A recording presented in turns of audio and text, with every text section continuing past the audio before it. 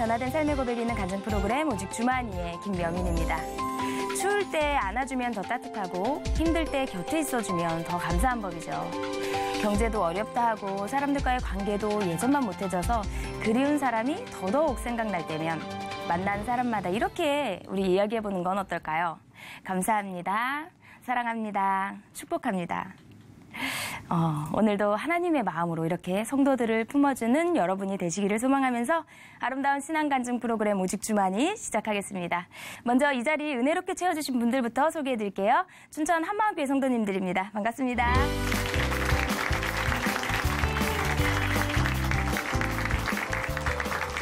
네, 오늘 오직 주만이에서 소개해드릴 첫 번째 출연자는요.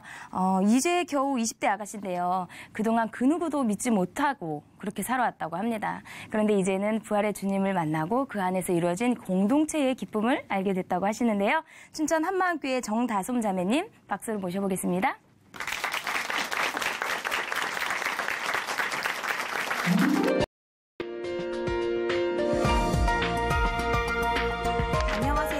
춘천 한마음교회 정다솜입니다. 저는 원만하지 못한 인간관계로 사람들을 믿지 못하게 되었고 솔직하지 못한 사람이 되었어요.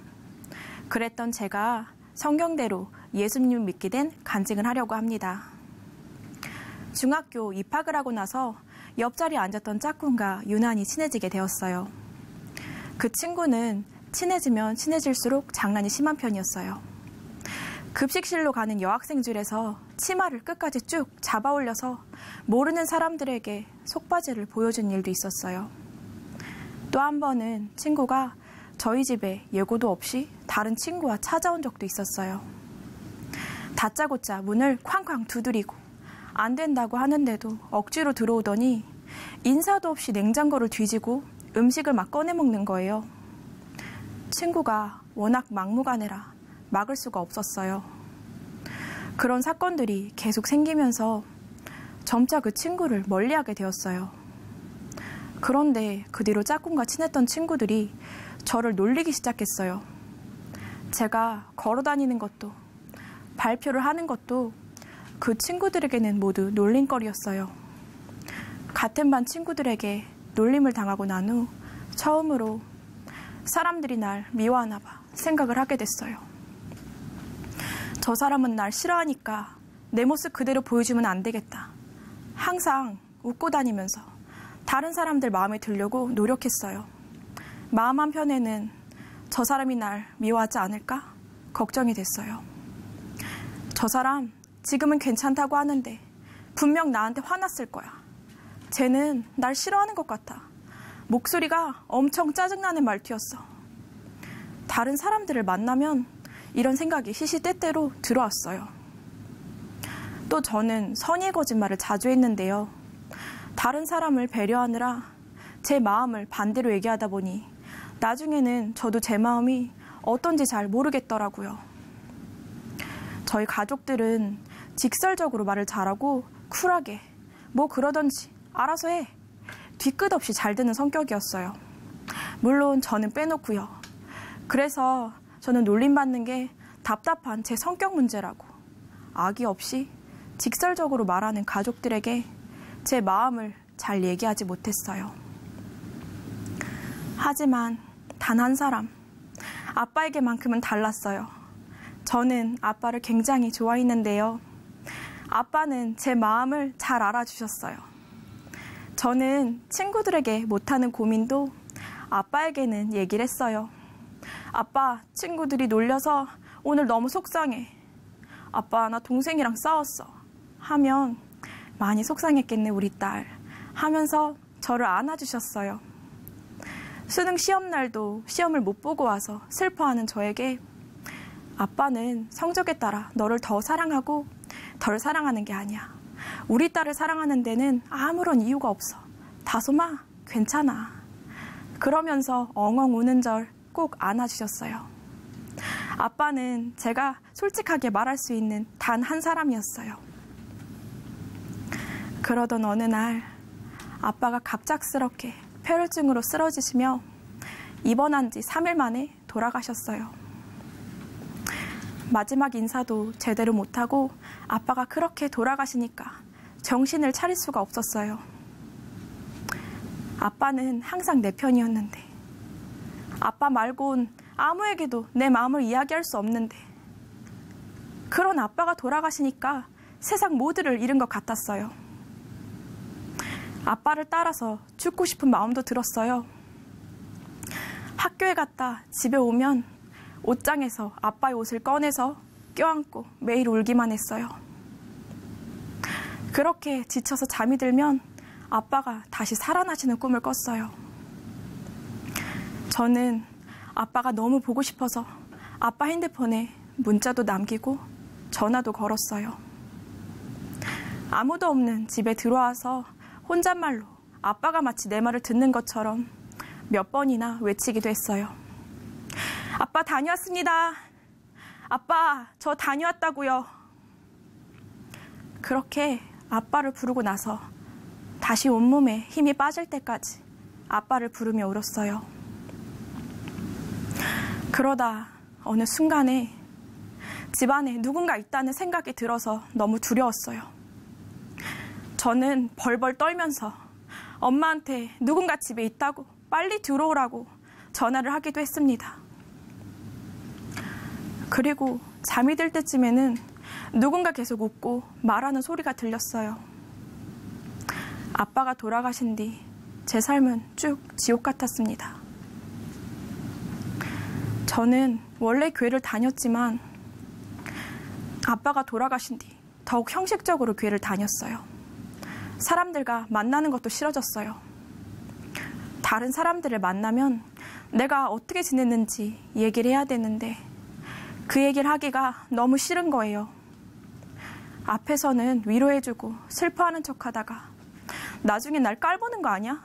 이런 생각이 들어서 제 얘기를 하고 싶지 않았어요. 심지어 저를 찾아와서 위로해주려는 친구들도 일부러 피해서 다녔어요.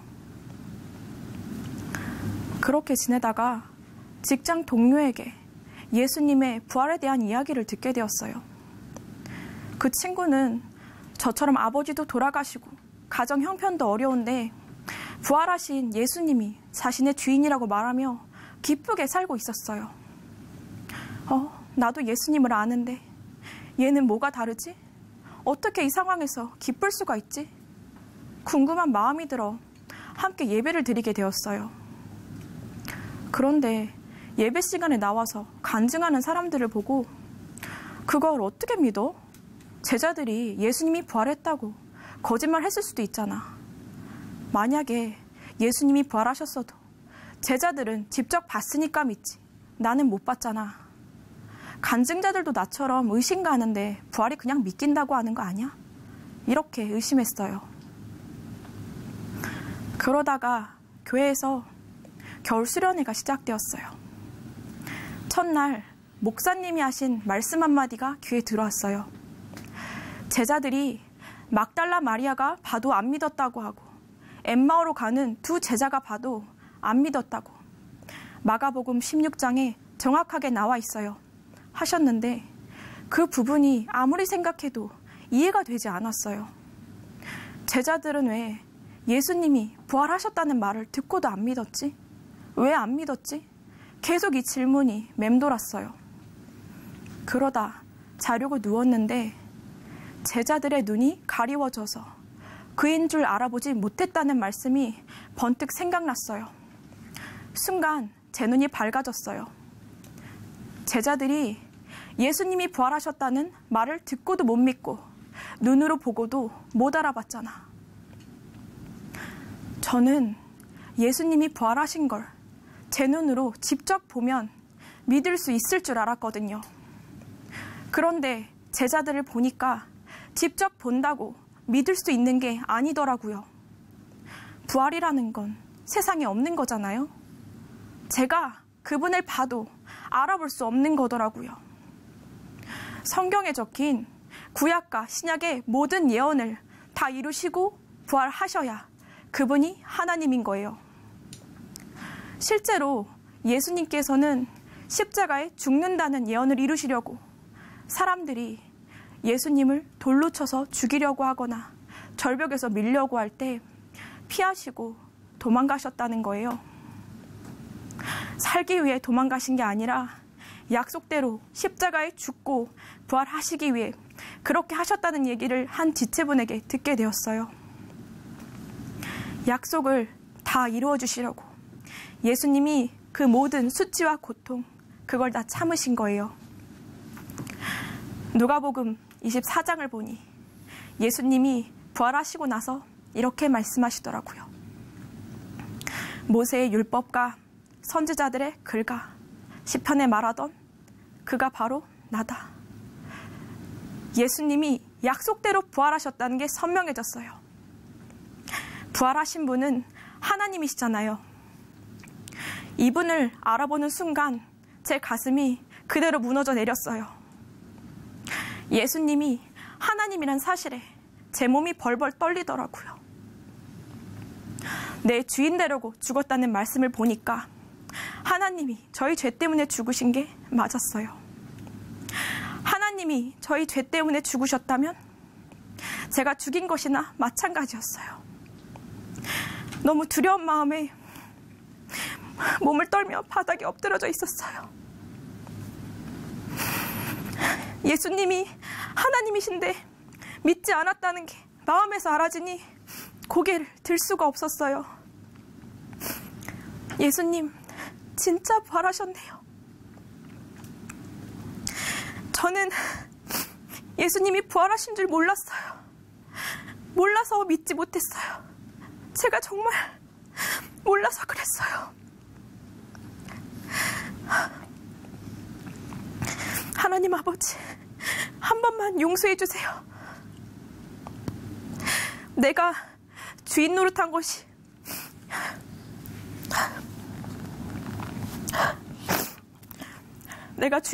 것이 예수님을 죽게 만든 죄라는 것에 가슴을 치며 회개했어요. 정말 지옥 갈지였어요. 죽어 마땅하고 내가 저 십자가에 못 박혀 죽고도 지옥에 가야 할 죄인이었어요. 예수님을 믿지 않은 죄, 이 죄가 얼마나 악한지 알게 되었어요. 그런데 내 죄가 선명하게 드러날수록 내 마음이 눌리는 것이 아니라 나를 어떤 가운데 살리셨는지 알게 되는 거예요. 나를 이 죄 가운데서 건지셨구나. 자녀의 형상대로 우리를 지으시고 그 자녀를 사랑하셔서 창조주가 직접 죽고 부활하셨다는 거예요. 정말 하나님이 나 대신에 죽으신 게 분명했어요. 그리스도의 사랑이 우리를 강권하시는도다. 우리가 생각건대 한 사람이 모든 사람을 대신하여 죽었은즉 모든 사람이 죽은 것이라. 이미 하나님이 나 대신에 죽으셨다는 거예요. 세상에는 없는 정말 너무나 큰 사랑에 감격이 돼서 제 마음을 다 드리고 싶더라고요.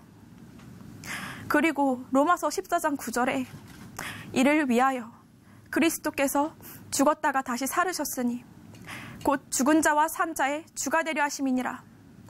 이 말씀을 다시 보는데 이를 위하여 라고 써 있는 거예요. 이를 위하여 나의 주인이 되려 부활하셨다. 예수님이 부활하신 게 너무나 분명한데 내가 주인 노릇한 것이 예수님을 죽인 죄인데 내가 주인 자리에 간다는 것은 있을 수가 없는 일이더라고요. 저는 그대로 하나님께 굴복되어 저의 참 주인이신 예수님을 제 마음의 주인으로 영접하게 되었습니다. 아멘.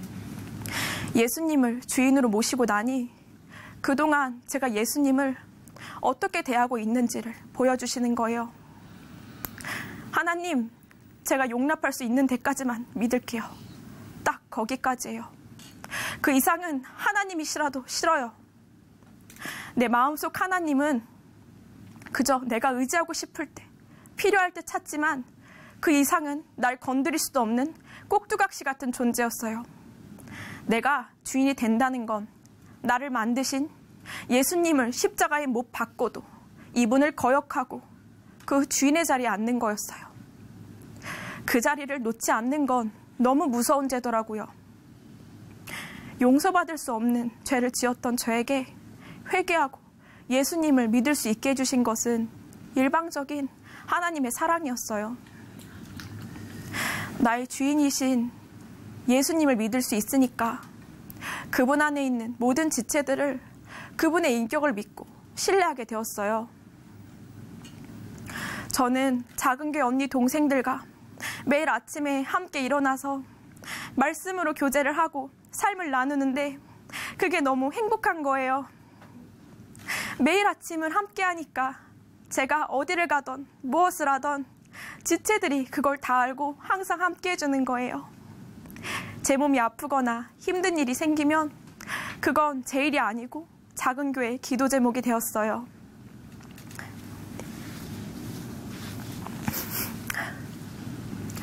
얼마 전 제가 다리가 부러져서 목발을 짚고 다니게 되었는데요. 작은 교회 언니들은 기꺼이 저희 손과 발이 되어주셨어요. 집을 코앞까지 데려다 주셔서 이제 혼자 갈 수 있다고 해도 꼭 집 앞 엘리베이터까지 와서 열린 버튼을 눌러주시더라고요. 또 제가 기도 제목을 올리면 어린 조카들도 저를 위해서 주여 소리 높여서 기도해 주는데 제 마음이 너무 기뻤어요. 지체가 정말 내 가족이라는 걸 서로 말하지 않아도 알 수 있었어요. 저는 예수님 한 분만 주인으로 모셨는데 제 주변에 너무나 많은 가족을 주셨더라고요. 복음으로 세워진 공동체는 정말 내 몸이고 가족이었어요. 작은 교회 지체들은 제가 마음을 서툴게 표현해도 제가 좀 부족해도 저를 있는 그대로 받아주셨어요. 제가 부족한 모습이 생기면 그건 너의 부족함이 아니라 우리가 너를 위해 함께 기도하고 세워주지 못해서 그런 거라고 함께 기도해 주셨어요. 저희 작은 교회 언니들은 목소리가 참 예쁘신데요. 하루는 제가 예배를 드리기 전 언니들에게 찬양을 불러달라고 신청곡을 써서 드렸어요. 그랬더니 언니들은 화음까지 넣어서 너무나 아름답게 찬양을 불러주시더라고요. 저는 찬양을 잘 못 부르는데 하나님은 그런 저를 위해 얼굴과 마음뿐 아니라 목소리까지 예쁜 언니들을 저희 지체로 보내주셨더라고요. 저희 부족한 부분은 공동체가 대신 채워주니 제 부족함을 볼 필요가 없었어요. 저희 교회 목사님이 가끔 천국 스타디움에서 전체가 일어나 박수치는 공동체가 되길 바란다고 하시는데 그 모습이 눈에 선명하게 그려지는 것 같았어요. 저는 지금 함께하는 지체들과 천국에서도 영원히 함께할 수 있다는 게 너무 감격이 되었어요. 예수님이 부활하신 게 실제니까 영원한 나라가 실제잖아요. 그날에 예수님처럼 부활체 입고 만나서 서로를 보면 얼마나 기쁘고 좋을까 그런 마음이 들면서 천국을 소망하게 되었어요. 인격적이신 하나님과 관계가 되면서 솔직한 마음을 잘 표현하는 가족들의 마음도 있는 그대로 오해하지 않고 잘 들을 수 있게 되었어요. 그리고 제가 학교나 직장에서 만나는 사람들은 하나님이 제 주변에 붙여주신 소중한 영혼이었어요.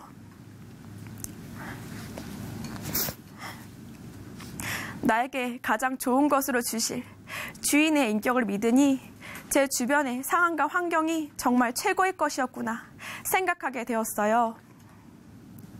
누구도 믿지 못했던 저는 성경대로 부활하신 예수님을 믿게 되었어요. 그리고 그분 안에서 한마음 된 공동체를 함께 누리게 되었어요.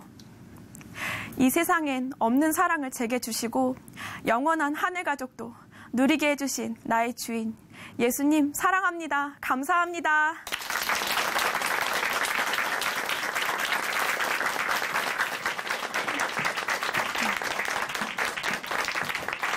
네, 간증 감사합니다.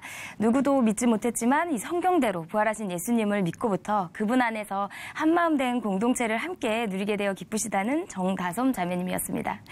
자매님에게 가장 좋은 것으로 주신 주님을 찬양하며 또 귀한 간증 전해주신 자매님께 다시 한번 큰 박수 보내드리겠습니다. 네.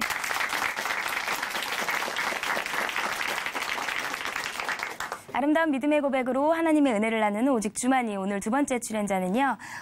사람들과의 관계를 멀리하고요. 또 이 소통을 하지 않는 이 폐쇄적인 삶을 살았다고 합니다. 하지만 이제는 부활하신 예수님을 만나고 교회 공동체와의 어울림을 통해서 삶의 소통을 찾은 간증을 나눠주신다고 하는데요. 함께 모셔보도록 하겠습니다. 춘천 한마음교회 김유석 형제님 박수로 모실게요.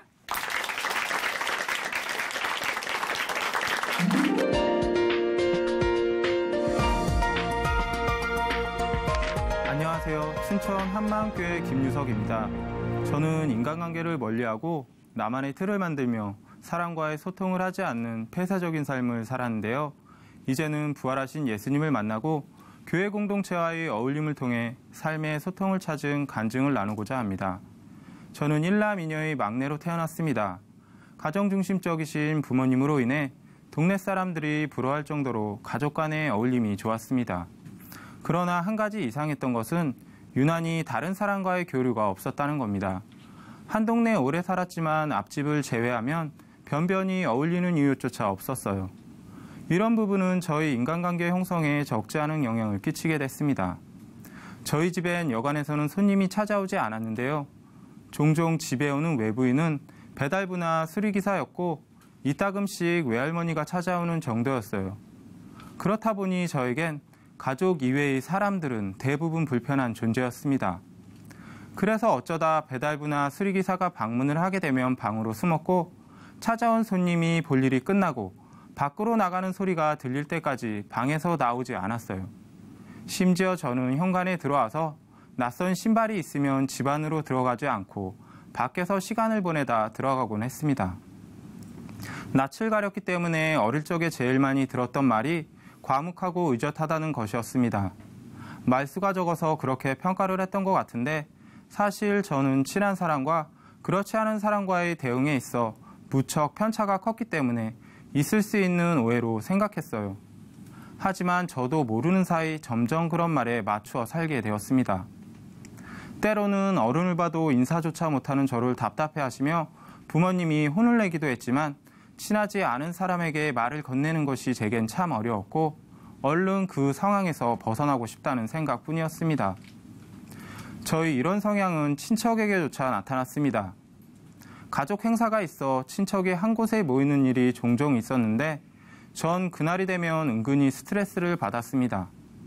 친척들에게 일일이 인사를 해야 하는 것이 부담이 되었고 한동안 보지 않고 가끔 보게 되니 서먹함이 있어 말 한마디 하지 않고 조용히 앉아있다는 경우가 다반사였습니다. 그러던 중 폐쇄적인 삶에 불을 지피는 일이 벌어졌어요. 엄마가 전화기 앞에서 무릎을 꿇고 고개를 숙인 채 미동도 하지 않으시며 누군가의 지시를 받는 것처럼 이상 행동을 했습니다. 순간 저는 가슴이 내려앉아 아무것도 하지 못하고 얼어붙어 있었어요. 이윽고 아빠가 회사에서 돌아왔지만 엄마의 상태는 나아지지 않았고 결국 엄마가 병원에 장기간 입원하게 되었습니다. 엄마가 병원에 입원하게 되면서 평소와 같은 생활을 하려 노력했지만 마음 한구석에는 무거움이 있었어요. 그래도 엄마의 빈틈이 외부적으로 나타나지 않게 조심스러운 생활을 했습니다. 그때 당시만 하더라도 그런 병에 걸린 사람들을 색안경 끼고 바라보는 사회 분위기여서 더욱 입을 닫고 살게 되었고 타인에 대한 불편함을 넘어 경계심이 생기게 됐습니다. 아빠를 중심으로 엄마의 빈자리를 채우느라 누나들의 역할이 절실했는데 사춘기 시절이었던 누나들이 별 방황 없이 협조해준 덕분에 큰 문제 없이 위기에 대응했습니다. 하지만 그때 당시 나머지 가족들이 안고 있는 문제나 고민들을 엄마로 인해 가볍게 여겨지며 각자가 묵묵히 감당해야 했고 그로 인해 아빠와의 소통이 되지 않아 보이지 않는 담이 생겼습니다. 가족들의 노력에도 엄마의 상태는 기대만큼 좋아지지 않았고 끝없는 평행선이 이어지며 모두가 지쳐갔습니다. 이제는 엄마의 병이 완치될 수 없다는 생각이 자리 잡게 되면서 조금씩 포기가 되었어요. 가족 분위기는 점점 어두워져 갔습니다. 그러면서 가족 간의 대화가 줄어들게 됐고 먼저 누나들과의 관계가 멀어졌어요. 왜냐하면 누나들이 어느 순간 저희 삶에 간섭하며 불편하게 했습니다. 저는 그런 간섭이 몹시 싫어 벗어나고 싶다는 생각을 했고 그러던 중 누나와 별거 아닌 일에 다툼이 있었는데 그간에 억누르고 있던 감정들이 일순간에 폭발하며 큰 싸움이 됐고 그 후 냉전이 시작됐습니다. 누나와 저와의 보이지 않는 자존심 싸움이 시작됐는데 사실 저조차도 그 싸움이 그렇게 길게 갈 줄 몰랐습니다. 가끔은 그런 냉전이 불편하기도 했지만 어느덧 익숙해지며 이제는 냉전이 끝나는 것이 불편할 것 같은 생각마저 들었습니다. 그렇게 서로를 투명 인간 취급하며 냉전은 무려 7년간 지속되었어요. 게다가 살갑게 지내던 아빠와도 잦은 의견 충돌로 관계가 점점 어색해졌습니다. 한번 혼이 나거나 의견 충돌이 있으면 말을 하지 않고 시위하는 기간이 길어졌고 점점 말을 하지 않는 것이 익숙해졌습니다. 가족과의 관계가 단절된 상태에서도 꿋꿋이 잘 살던 제가 대학 생활에 무료함이 찾아왔어요. 인생이 무척 재미없었고 삶의 의미를 찾지 못하게 되면서 변화가 필요하다는 생각을 하게 됐습니다. 종종 대학 친구들이 달달한 연애 얘기를 하며 저의 길을 자극했는데 무료했던 저희 마음을 움직이게 했습니다. 저도 연애라는 것을 해봐야겠다는 도전의식이 생겼어요. 사람과 관계 맺고 지내는 것을 좋아하진 않았지만 본능은 숨길 수 없었고 그래서 여자친구에 대한 갈망이 증폭이 되어 폐쇄적인 제 마음이 잠시 열리게 되었습니다.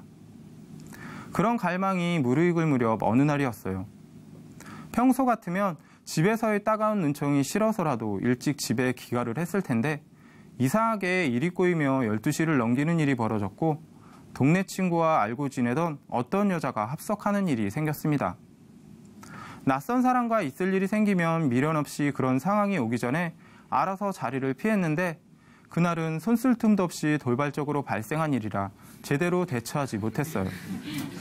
순간 불편함이 저를 감싸 안으며 저희 머릿속은 어떤 식으로 그 자리를 떠날 수 있을지에 대한 생각으로 분주했습니다. 다행히 술자리는 생각보다 빨리 끝이 나서 서둘러 집으로 가는데 주머니에 손을 넣고 있는 저에게 그 여자가 저희 팔짱을 끼는 돌발 상황이 일어났습니다. 순간 저희 머릿속은 복잡했습니다. 뿌리쳐야 하나 아니면 모른 척 이대로 있어야 하나 망설이다 태연히 가는 쪽을 택했습니다. 이 일이 출발점이 되면서 저는 난생 처음으로 지금의 아내와 이성교제를 시작했어요. 마냥 달콤한 이성교제를 꿈꿨는데 현실은 매일 술독에 빠져 사는 여자친구로 인해 마음고생이 심했어요. 매일같이 새벽마다 여자친구의 뒤처리를 해야 하는 상황이 벌어지면서 힘든 삶이 시작됐습니다. 게다가 저를 주위 친구들에게 인사시켜주고 싶은 마음이 컸기 때문에 그런 일이 무척 고달팠습니다. 그래도 저를 배려하는 마음으로 한 사람씩만 만나게 하는 기질을 발휘했지만 주위 친구들이 너무 많아서 그마저도 쉬운 일이 아니었어요. 데이트를 할 때도 사람이 많이 있는 곳은 되도록 가지 않았습니다. 사람이 많으면 정신이 혼미해지고 멍해져서 대화에 집중할 수 없었어요. 식당을 가더라도 중앙 쪽에 앉으면 마음이 불편해 구석 자리를 애써 찾아 앉았을 정도로 사람과 뒤엉키는 것이 싫었습니다. 연애 초반 불안정했던 것들이 하나둘 해결되고 안정감 있는 연애를 즐기고 있을 때였어요. 이제는 난데없이 여자친구가 어떤 친구를 만나더니 교회를 간다는 거예요. 주중에 작은 교회 예배를 하고 주말에도 교회에서 시간을 다 보내니까 자연스레 데이트는 줄어들었어요. 게다가 많은 제약들로 인해 불편한 것이 눈에 띄게 드러났습니다. 일주일에 엑기스 3, 4일을 빼고 예배가 없는 날은 밀린 할 일을 하거나 다른 약속을 잡게 되니 저는 차츰 후순위가 됐습니다. 갑자기 삶의 질이 급격히 떨어졌어요. 그동안 취미생활로 즐겼던 모든 것들에 금지령이 내린 것처럼 올스톱이 됐습니다. 자주 가던 경기장 관람도 끊어져 버렸고 영화 관람도 힘겹게 됐어요. 함께 즐기던 모든 것들이 줄거나 사라져버린 겁니다. 사랑과의 관계보다 더 가치를 두었던 것들이 일순간에 멈춰버리니 허탈감이 몰려왔어요. 그로 인해 다툼이 잦았고 이제는 도저히 버틸 수 없겠다는 생각도 했습니다. 나의 엄청난 핍박 속에도 여자친구는 나를 어떻게든 전도하고 싶은 마음이 컸는지 틈만 나면 예수님 얘기를 했고 결국 여자친구의 간곡한 부탁으로 교회에 함께 가게 됐습니다. 처음부터 부정적인 생각을 하고 갔기 때문에 모든 것이 마음에 들지 않았고 삐딱하게 보였어요. 허름한 교회 막사와 여러 종류의 가축들, 장소와 어울리지 않는 두루마리 화장지, 울다 웃다 하는 성도의 모습은 무섭기 그지 없었습니다. 그래서 그 어떤 누구와도 말을 섞지 않겠다고 다짐을 하는데 교인 특유인 억살이 저에게 말을 걸어왔고 어쩔 수 없이 불편한 대응을 했습니다. 그 후 마음없이 교회 출석만 하면서도 막연히 기대했던 말씀이 있었는데요. 믿음은 들음에서 나며 들음은 그리스도의 말씀으로 말미암는다는 말씀이었어요. 이 말씀을 기대하고 있으며 언젠가 나에게 겨자씨만한 믿음이라도 생길 것 같았어요. 이런 기대에도 여전히 마음의 빗장을 풀지 못하고 교회를 다니다 보니 이방인 같은 신앙생활이 이어졌고 교회 울타리 안에 있는 것이 어색할 정도로 철저한 주변인 생활을 했습니다. 여전히 열성적으로 신앙생활하는 지체들의 모습이 부담스럽게 보여 동기부여가 되지 않았고 오히려 저런 사람들과 소통하게 되면 나도 저런 모습으로 변할 것 같아서 거부감만 커졌어요. 게다가 저는 성경을 역사라고 생각했지만 보통의 역사처럼 왜곡이나 사간이 주관이 개입된 역사라고 생각해 성경의 진실성 자체를 거부하며 부정했습니다. 그렇다 보니 성경 말씀을 믿는 것은 참 어려운 일이었어요. 하지만 작은 교회 예배 때 성경은 일반 역사 기록과 달리 성령의 인도함에 쓴 객관적이고 순수 사실을 바탕으로 기록된 것이라는 걸 알게 되면서 성경에 대한 거부감이 사라지게 됐습니다. 성경에 대한 거부감이 사라졌음에도 내가 아는 상식과 경험, 잡다한 지식들이 말씀과 부딪혔어요. 그래서 성경 말씀을 있는 그대로 믿는 것이 아닌 부정하지 않고 인정하는 식으로 받아들이게 됐습니다. 저는 지식과 실제를 혼동하고 있었습니다. 아는 것과 인정하는 것을 믿는다고 생각했기 때문이에요. 그러나 그것은 전혀 다른 문제였어요. 갑자기 믿는다는 것이 보통 일이 아니라는 생각이 들었습니다. 그러면서 의심이 찾아왔어요. 나 혼자 믿는다고 착각한 거면 어쩌자는 생각이 들었습니다. 자신 있게 자기는 회개하고 복음을 믿었다고 자신만만해하는 사람들은 도대체 무슨 근거로 저러는 건지 이해가 되지 않았습니다. 나조차도 내 마음을 확실하게 알지 못하겠는데 무슨 확신으로 저런 고백을 하는 걸까? 정말 중심으로 회개하려 하는데 의심은 사라지지 않았고 혹시 1%라도 나도 모르게 진심이 아니면 어쩌자는 생각이 계속해서 들었습니다. 그러니 그런 고백을 계속해서 반복하게 됐고 점점 지쳐갔습니다. 그 이유는 부활이 실제가 되지 않아서였습니다. 부활이 선명하지 않으니 혼미가 찾아온 것이었어요. 교회에서 매일매일 부활 설교를 하는데 내가 부활이 선명하지 않다니 충격이었어요. 순간 여전히 내 생각을 붙들며 내가 주인 되어서 성경을 바라보고 있다는 것을 알았습니다. 저는 중심으로 하나님 앞에 기도드렸습니다. 그리스도께서 다시 사신 것이 없으면 너희 믿음도 헛되고 너희가 여전히 죄 가운데 있을 것이라는 말씀이 이전과는 다르게 부활에 초점이 갔습니다. 왜 그토록 제자들이 예수님과 함께 다니면서 엄청난 기적과 능력을 받지만 믿지 못하고 예수님이 부활하신 후에야 믿었는지 알게 해주셨습니다. 정말 부활밖에 없구나라는 말씀이 저에게도 실제가 되었어요.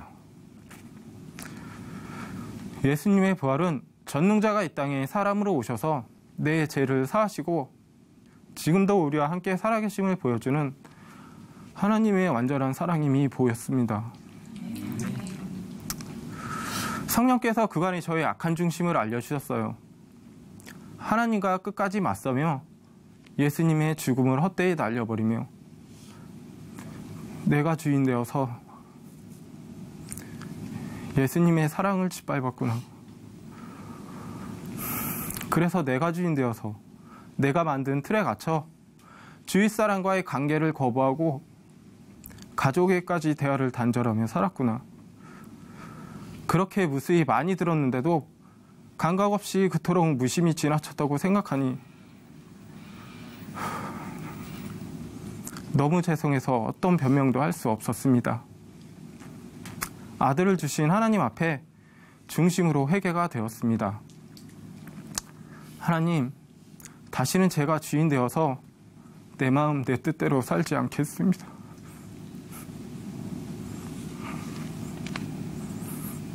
다시는 제가 주인 되어서 예수님을 무시하고 바보처럼 제가 만든 틀에 갇혀 살지 않겠습니다. 이제야 마음 중심에서 부활하신 예수님을 주인으로 모시고 살겠다는 고백이 나왔습니다. 중심의 고백이 나오고 마음에 기쁨과 감사가 임했습니다. 그동안 가족과 주위 사람과의 소통을 닫아버리고 내 마음 편하자고 단절된 삶을 살았는데 이제는 그런 존재가 아니라는 것을 알게 되었어요. 내가 단절하고 산 사람들이 살려야 할 영혼이라는 것을 알게 되니까 그동안 헛된 삶에 후회가 됐습니다.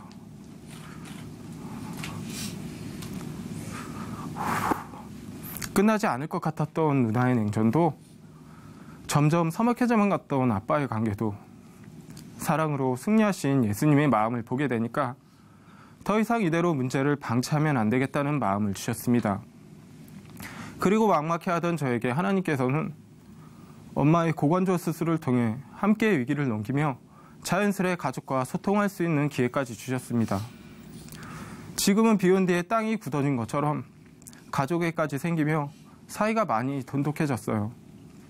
또한 잘 가지 않았던 사람 많은 장소도 부담 없이 잘 다니고 작은 교회 식구들과 거리낌 없이 수다도 떨고 마냥 부담스럽기만 했던 교회 지체들의 인사에도 같이 응대하면서 내가 가둔 굴레에서 벗어나 자유한 삶을 살고 있습니다.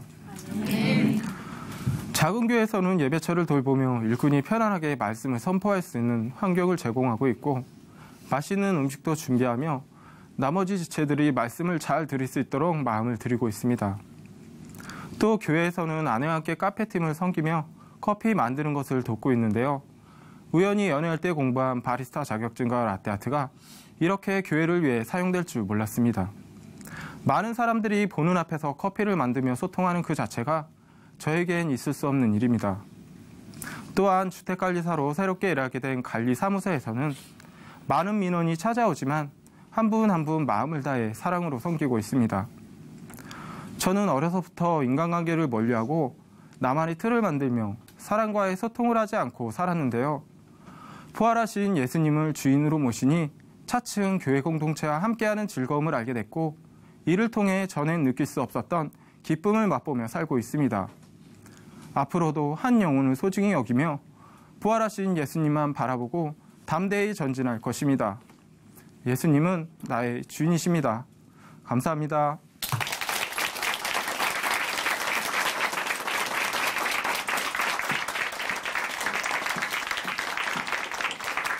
네, 간증 감사합니다. 믿음 생활을 할 때 제일 혼란스러운 부분이 어쩌면 형제님처럼 이 지식과 실제를 혼돈하는 것 때문이 아닌가 싶습니다. 이제는 부활하신 주님을 나의 주인으로 모시고 이 공동체 안에서 소통의 기쁨을 누리신다고요. 저도 형제님이 내려주시는 그 커피 한 잔을 마시러 곧 가겠습니다. 오늘 귀한 간증 전해주신 김유석 형제님께 다시 한번 큰 박수 보내드릴게요. 네.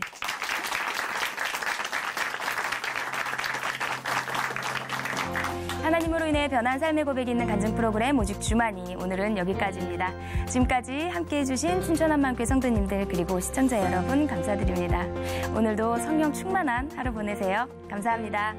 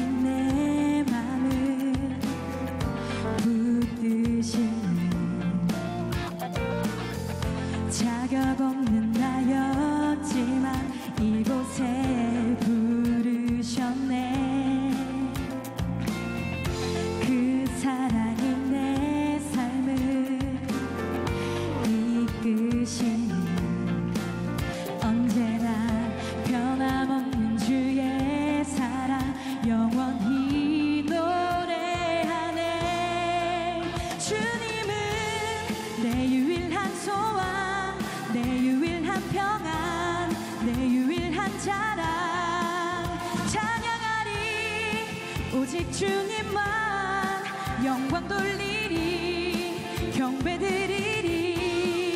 주님은 내 유일한 소망, 내 유일한 평안, 내 유일한 자랑. 찬양하리 오직 주님만 영광 돌리리 경배드리리. 주님만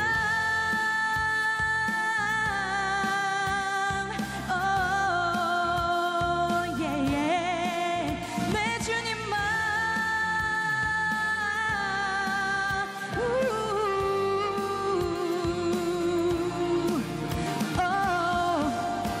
믿음으로 선포하리라. 나 이제부터 죽기까지 오직 주님만 찬양하리라.